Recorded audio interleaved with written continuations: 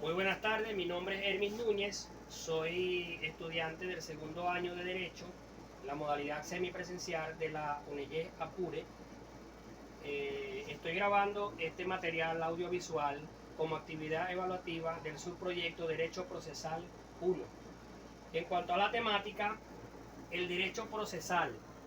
El derecho procesal son las normas que es el estudio de las normas que vinculan las partes. En este caso las partes son el actor, el demandado y el juez. Dentro del derecho procesal existen tres grandes conceptos que son el tema central o la directriz de la teoría general del proceso. Estos elementos son la jurisdicción, la acción y el proceso.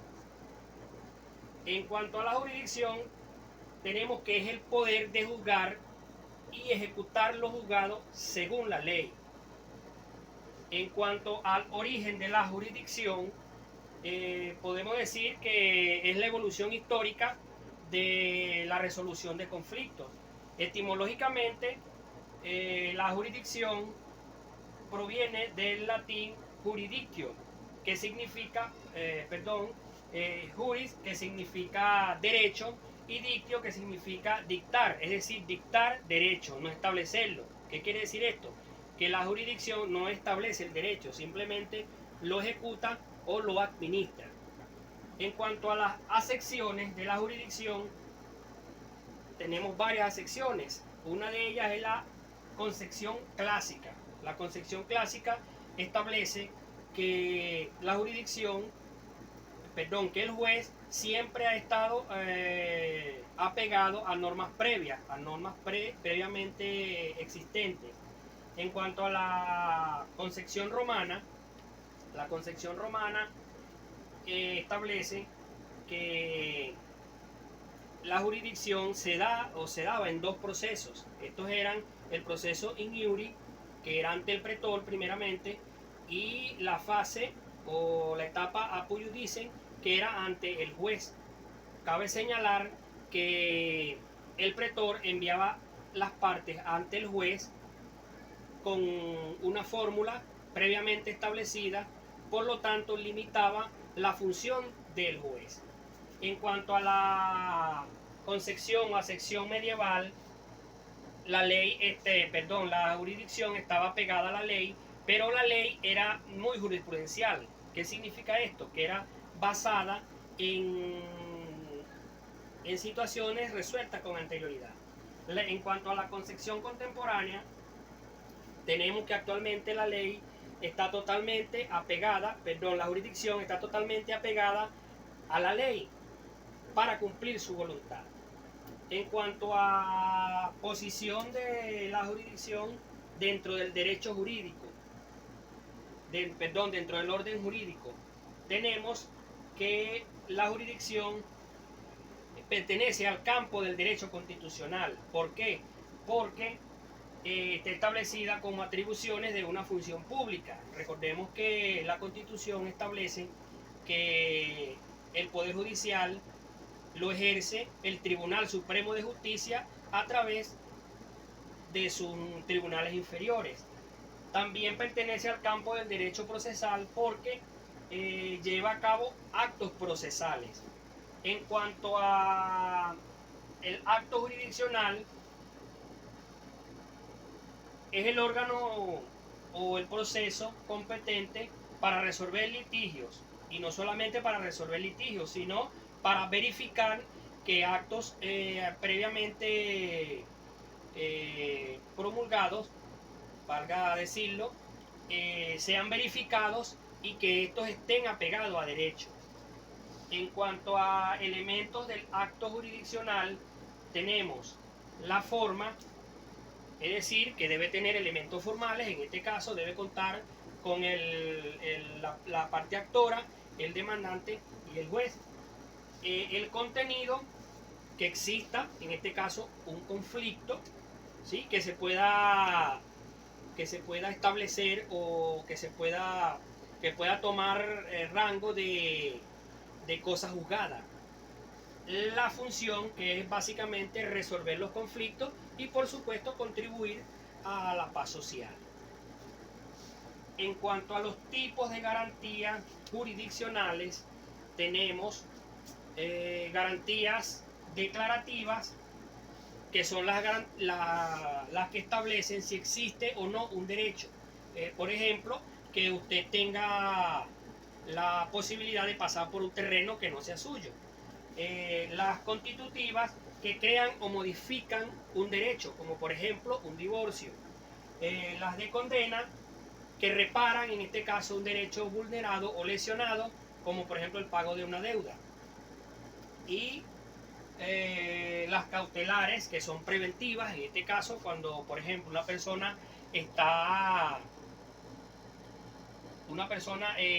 bajo investigación y se sospecha de que se pueda ir del territorio nacional a otro país, entonces se dictan medidas cautelares de manera que esta persona no pueda salir del país, incluso de la región, del municipio, según lo consideren los hechos y bueno, el juez. En cuanto a las extensiones del concepto de jurisdicción, es decir, otra forma de ver la jurisdicción, tenemos el contencioso, que es el proceso mediante el cual se resuelven los conflictos cuando las partes no pueden ponerse de acuerdo. Voluntario no es un proceso de litigio, sino que es un proceso mediante el cual se nombra, por ejemplo, un curador o un tutor. El disciplinario, que impone a los jueces, en este caso para regir la conducta de los jueces y otros funcionarios, como peritos y profesionales. En cuanto a los momentos de la jurisdicción, tenemos que la jurisdicción se ejecuta en dos momentos. Estos son la cognición, que es el momento de la controversia, la evacuación de pruebas, etc. Y la ejecución forzada, que en este caso es cuando se aplica la fuerza en el momento en que una persona o el obligado no cumple con la decisión. Eso en cuanto a lo que es la jurisdicción. El otro elemento es la acción. La acción, en este caso, es el poder que una persona tiene para acudir a un tribunal a solicitar tutela judicial, ¿sí? Además, la acción es la que inicia el proceso. En este caso, vamos a comparar la acción con diferentes términos o conceptos. Por ejemplo, la acción y justicia. Se dice, o muchos autores afirman, que la acción es una venganza civilizada. ¿Por qué? Recordemos que en el antiguo derecho romano y en muchas civilizaciones antiguas existía lo que llamaban la venganza privada, que era la justicia por la propia mano. Bueno, la acción vino a sustituir actualmente el concepto de justicia, porque de algún modo la acción es el medio para conseguir esa justicia. En cuanto a la acción y al derecho subjetivo, se dice que la acción es un derecho subjetivo porque hace prevalecer el derecho de la persona que demanda.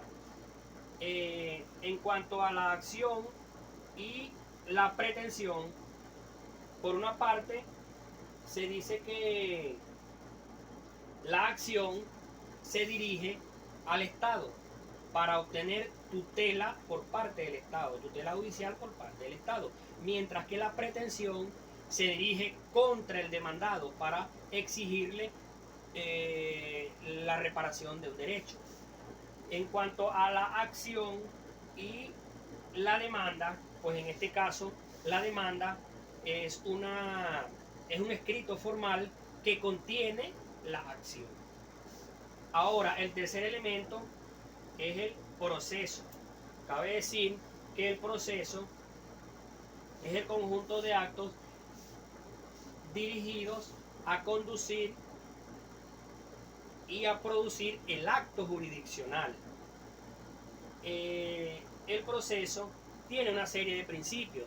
Estos principios son los que imponen las normas. Según el artículo 7 del Código de Procedimiento Civil, estas normas no se pueden relajar, no pueden ser relajadas por ninguna de las partes, es decir, por el demandante por el demandado y por el juez. No se pueden relajar, según el artículo 7, repito, del Código de Procedimiento Civil.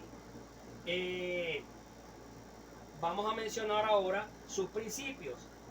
Tenemos el principio de publicidad, que según el artículo 24 del Código de Procedimiento Civil, los actos deben ser públicos y solamente pueden ser a puerta cerrada cuando, por ejemplo, sea un caso de decencia pública.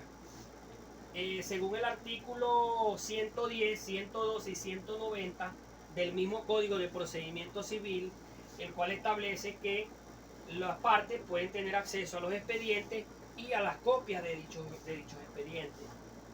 En cuanto al principio de impulso procesal, este principio nos establece o se refiere a que el proceso inicia a instancia de parte, es decir, que debe haber una persona que haga, en este caso, una denuncia, una acusación o puede también proceder de oficio.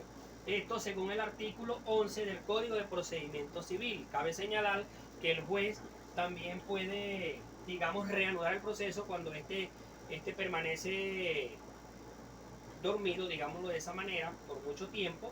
Entonces el juez puede notificar a través de oficio a las partes una fecha específica para reanudar el proceso. En cuanto al principio de la verdad procesal, según el artículo 12 del Código de Procedimiento Civil, el juez se atiene a lo alegado y probado. Es decir, que el juez debe tomar la decisión de acuerdo a lo que se alega y a las pruebas presentadas. En cuanto al principio de aportaciones de las partes, según el mismo artículo 12 del Código de Procedimiento Civil, las partes son las únicas que pueden alegar y pueden probar.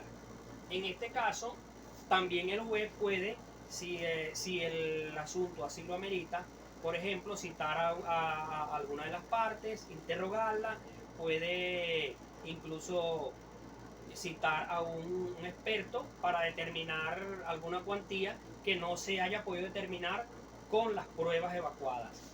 En cuanto al principio dispositivo, es el principio mediante el cual el juez puede dar como terminado el proceso, o sea, le puede dar por terminado el proceso. En este caso, este principio a través de las figuras de convenimiento y desistimiento, según el artículo 263 del Código de Procedimiento Civil, y la transacción según el artículo 1713 del Código Civil venezolano. Entre otros principios tenemos, por ejemplo, el principio de preclusión, que establece que las partes deben ser notificadas, esto para ejercer los recursos. Recuerden que a partir de la notificación es que inicia los lapsos para ejercer los recursos. Y otro principio, el principio de igualdad procesal, según el artículo 115 del Código de Procedimiento Civil, el principio de legalidad, el principio de celeridad procesal, que además estos principios tienen rango constitucional. Bueno, esta ha sido toda mi exposición, espero que les sirva de mucha ayuda, de apoyo, y bueno, muchas gracias por su observación.